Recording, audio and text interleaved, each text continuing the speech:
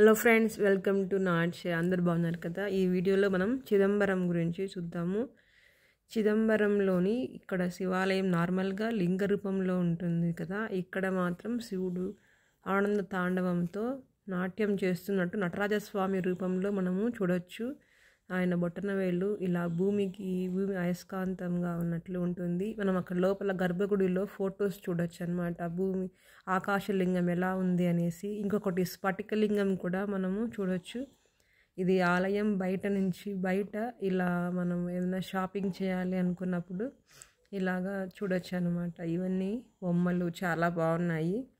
So నార్మల్గా temples అన్నీ తమిళనాడులో 12:30 to 4 or 4:30 అన్నీ క్లోజ్ అయిపోతాయి.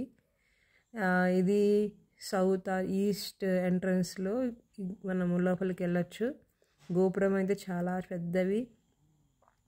ఇక్కడ అమ్మవారి గుడి కూడా ఉంది. సో అవన్నీ దర్శనం చేసుకోవచ్చు. ఇది డిసెంబర్లో మార్గళి మాసం తమిళనాడు వాళ్ళకి. సో చాలా రష్ అయితే ఉంది. అది రష్ ఎక్కువగా ఉండడం వల్ల మనము క్లియర్గా దర్శించలేకపోయాము. ఇక్కడ ఇంకొకటి మనం గర్భగుడిలో main Natarajaswamy temple, right side అమ్మవారు, లెఫ్ట్ సైడ్ చిదంబర రహస్యం అనేది ఉంటుంది. శివో అహం భవ అంటే శివుడిలో మన మనసుని ఐక్యం చేసుకోవడం అన్నమాట. లోపలికి గర్భగుడిలోకి మనల్ని అలౌ చేయడం చేస్తుంది. చాలా రష్ ఉన్నారు. అది కొంచెం కేర్ఫుల్గా మనం చేసుకోవాలి. ఇక్కడ కొంతమంది పిల్లలు కూడా నాట్యం చేస్తూ ఉన్నారు. చాలా బాగా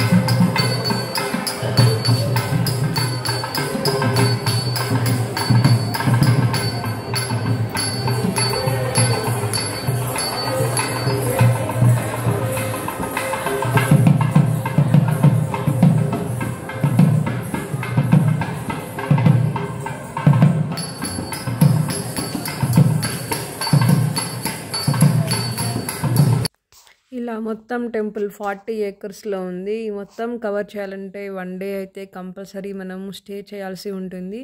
ఇది మనం అరుణాచలం నుంచి కుంభకోణం వెళ్ళే రూట్లో చిదంబరం దర్శించుకోవచ్చు. చిదంబరం నుంచి కుంభకోణం 1.5 hour జర్నీ ఉంటుంది. అలా మనం ప్లాన్ చేసుకోవాలి. And thank you for watching.